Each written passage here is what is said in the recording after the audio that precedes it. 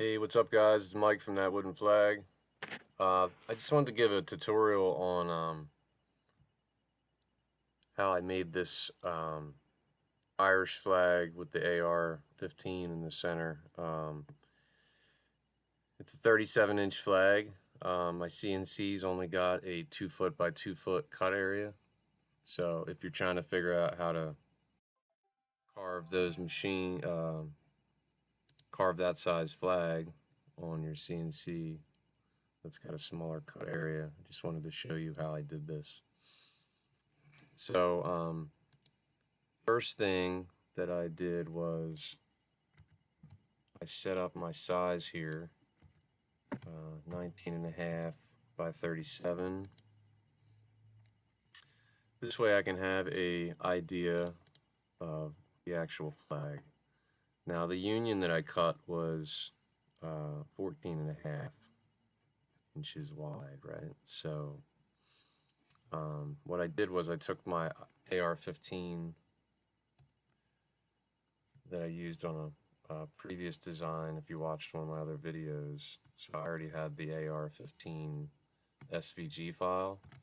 So I kind of just extracted it from that flag and just resized it. So because my machine's only got a 24-inch cut area, I had to make sure that the width of the AR was not bigger than that. So I did it at just about 8 inches tall by 23.168 inches wide.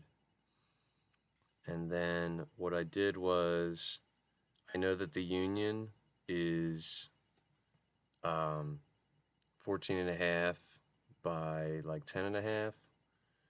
So what I did was, I just wanted to get an idea of where the scope is here.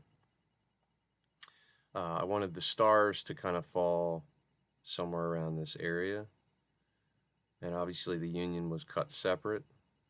So what I did was I brought the scope over to 14.5.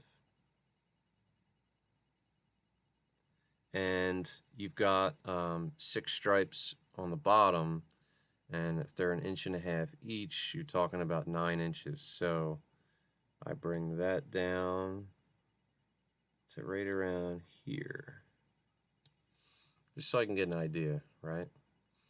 So, and this isn't the file that I save, but I just did this so I could, eyeball where I need to offset my piece. So once I did that, I just made my size here at 10.5 and 23.5.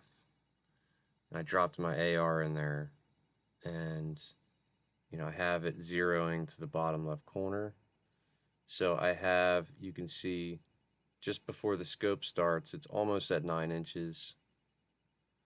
So I know from looking at this one where the scope comes up to, right? So we were right around here, right there. So when I set up my pass here, I'm cutting it with a 1/8 bit, and I cut it at a 60 on the feed rate. I'm only carving it at 0.07 on depth. I don't go real deep on that. And honestly, at the 60 feed rate, I can still crank the machine up, but since it's 1x2s glued, they're not always perfectly flush. So you'll see in the video that some of them are like perfectly flat, and then there's a couple that are like raised up. So you just got to make sure when you're zeroing your bit, you're not zeroing it at this corner. You want to make that your 0 spot, and then I always move the machine over to where I feel the highest spot of the wood is, and I'll zero the Z to that. Then I'll bring it back to 0, and I always count my clicks if you watched any of my other videos. So I know that looking at this, the butt of the AR is right around 6 inches, and in looking at this one, that is the bottom of my flag. So I'll square this base up, but I'm going to slide my piece 6 inches back past my 0 point. So when I hone the CNC and it's, you know, as far back as it's going to go, I take my ruler out and I slide the workpiece back 6 inches, and then I zero it to that. So I'm actually zeroing it at the edge of the wood, but 6 inches in. And then it'll start carving right here. And then it puts it right in the middle of my my flag. So, you know, I just wanted you guys to see how I did that. Obviously, I didn't carve the stripes on this, and the stars were done separately on a different file. But, you know, if you are making big flags and you feel like you can't carve them with your CNC because your flag is bigger than it, just know that you can kind of play with offsetting things and you can still do it. You know, and then hopefully that will help expand your business and get you to be able to do some things you haven't done before. So, you know, obviously you're familiar with my other videos, or if you're using Easel or any program using, or Carbide or carve, any of those, obviously save your G code and then set your piece up. So I did get some video of the machine running, and yeah, I hope you enjoy.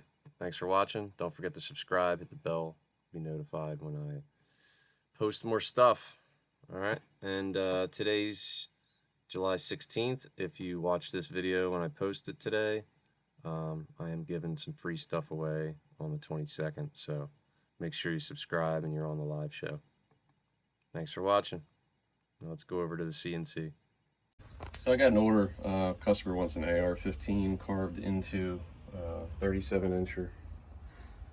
So my machine's got a 2-foot cut area. So I got my design at graphed out at about 10 1/4 by 23 1/4. So what I did was I got my piece shackled down, and I homed my machine and I just shifted it over. I got my piece down about 6.5 inches. So when it carves, the handle is going to be just under the stars, and the scope should come up right around this area. So it should run down almost the middle of the piece.